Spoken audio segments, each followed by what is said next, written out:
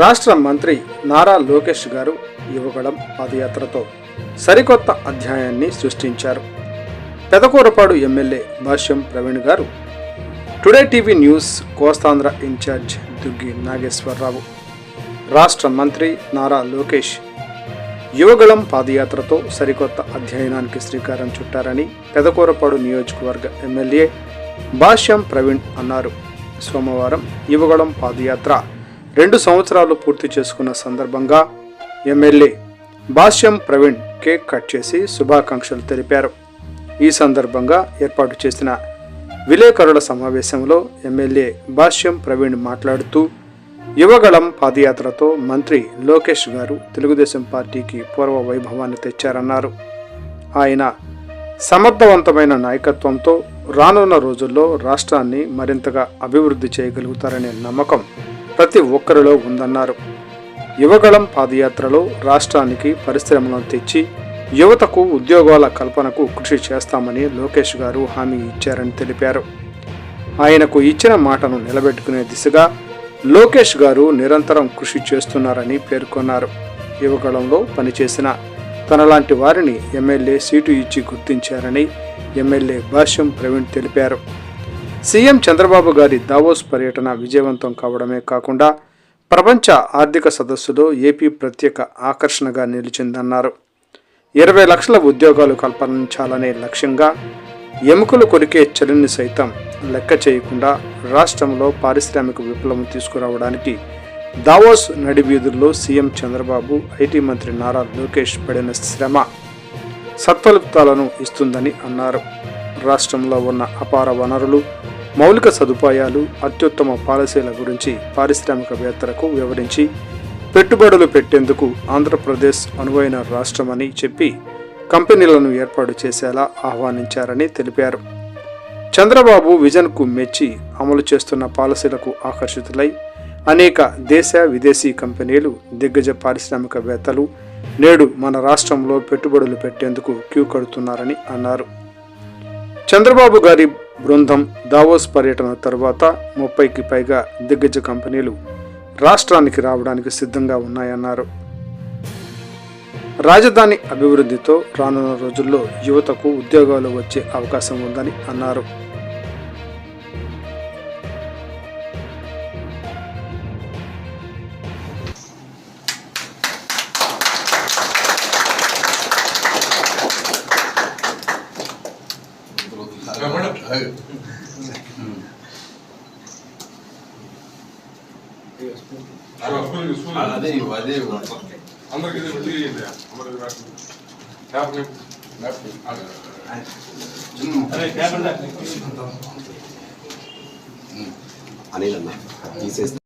రెండు సంవత్సరాల క్రితం ఇదే రోజున జనవరి 27వ తారీఖున యువగళం పాదయాత్ర నారా లోకేష్ గారి ఆధ్వర్యంలో స్టార్ట్ అవడం జరిగింది. ఆ రోజున చిత్తూరు జిల్లా కుప్పంలో స్టార్ట్ అయి దాదాపు 226 రోజులు 11 జిల్లాల వరకు విశాఖపట్నంలో ముగించడం జరిగింది. దాదాపుగా 3132 కిలోమీటర్లు ప్రజల మధ్య ఒక సంవత్సరం పాటు తిరిగి అన్ని జిల్లాల్లోని సమస్యలు తెలుసుకొని అన్ని వర్గాల వారి రైతుల యొక్క సమస్యలు కానీ, విద్యార్థుల యొక్క సమస్యలు కానీ, నిరుద్యోగుల యొక్క సమస్యలు కానీ, అట్లానే వ్యాపారవేత్తల సమస్యలు కానీ అన్ని రకాల సమస్యలు తెలుసుకొని వాటికి ప్రత్యామ్నాయం ఏమిటి, రాబోయే రోజుల్లో వాటికి సొల్యూషన్ ఏంటి అనేది ఆలోచించడం జరిగింది. ఆ రోజున్న వైసీపీ ప్రభుత్వానికి అంతమొందించడానికి మొదటి మెట్టుగా మా యువగళం పాదయాత్ర, మా నాయకుడు స్టార్ట్ చేసిన యువగళం పాదయాత్ర ఉపయోగపడింది. అట్లానే ఆయన దాదాపు ప్రతి 100 కిలోమీటర్లకి ఒక డెవలప్మెంట్కి సంబంధించిన స్టోన్ వేసి నారా లోకేష్ గారు ప్రతి చోట కూడా కొన్ని హామీలు ఇవ్వడం జరిగింది. మన ప్రభుత్వం వచ్చిన వెంటనే గత 7 నెలలుగా కొన్ని హామీలు నెరవేర్చడం జరిగింది. ఇంకొన్ని హామీలు నెరవేర్చడం కోసం ఆయన ప్రయత్నాలు చేస్తూనే ఉన్నారు. ఎప్పుడూ కూడా నారా లోకేష్ గారు కానీ, నారా చంద్రబాబు నాయుడు గారు కానీ ఎప్పుడు కూడా డెవలప్మెంట్ గురించి ఆలోచిస్తారే తప్ప విధ్వంసం గురించో ఇంకో కక్ష సాధింపు చర్యల గురించో ఆలోచించే వ్యక్తులు కాదు. మొట్టమొదటి నుంచి కూడా ఒక విజనరీ లీడర్ చంద్రబాబు నాయుడు గారు. ఆయన యొక్క నేతృత్వంలో పనిచేసిన తెలుగుదేశం పార్టీ ప్రతి నాయకుడు, ప్రతి కార్యకర్త కూడా క్రమశిక్షణతో ఉంటారు. అది అందరికీ తెలిసిన విషయమే. అట్లనే వైజాగ్ లో ముగింపు సభలో కూడా ఆ సభకి మన జనసేన నాయకుడు పవన్ కళ్యాణ్ గారు కూడా అతిథిగా రావడం జరిగింది. ఆ సభ ఎంతో సక్సెస్ అయ్యి పొత్తు గురించి కూడా ఫైనల్ చేయడం, ఆ రోజు జనాల్లో పబ్లిక్ లో విపరీతమైన రెస్పాన్స్ వచ్చి దాదాపు 164 సీట్లతో గెలవడం జరిగింది. అదంతా మన అందరికీ తెలిసిన విషయమే. గెలిచిన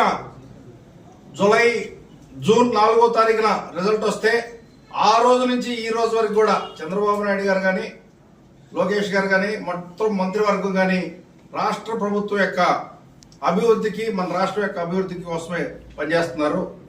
అట్లానే దాంట్లో భాగంగా మొన్న దావోస్ పర్యటనలో చంద్రబాబు నాయుడు గారు కానీ, లోకేష్ గారు కానీ -6 డిగ్రీల చలిలో దాదాపు 4 రోజులు తిరిగి ఎంతో మంది పారిశ్రామికవేత్తలతో మీటింగ్ ఏర్పాటు చేసుకుని మన రాష్ట్రానికి పెట్టుబడులు రావడం కోసం మీటింగ్లు ఏర్పాటు చేసుకోవడం జరిగింది. దాంట్లో భాగంగా దాదాపుగా పెద్ద మొత్తంలో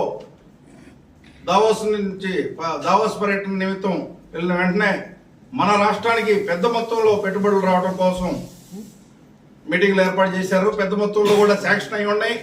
అవి రాబోయే రోజుల్లో ఏ కంపెనీలు ఏమేంటనేది వివరంగా డీటెయిల్స్ కూడా ఇవ్వడం జరిగింది. నిన్న మొన్న ప్రభుత్వం చంద్రబాబు నాయుడు గారు కూడా ప్రెస్ మీట్ పెట్టి నిన్న చెప్పడం జరిగింది. పెద్ద ఎత్తున కంపెనీలు రాబోతున్నాయి.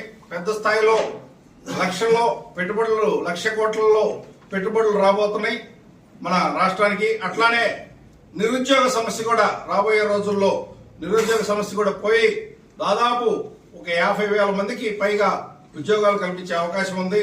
అట్లానే ఇక రాజధాని గురించి తీసుకుంటే, రాజధానిలో 15,000 కోట్లు ఆల్రెడీ సెంట్రల్ గవర్నమెంట్ శాంక్షన్ చేయడం జరిగింది.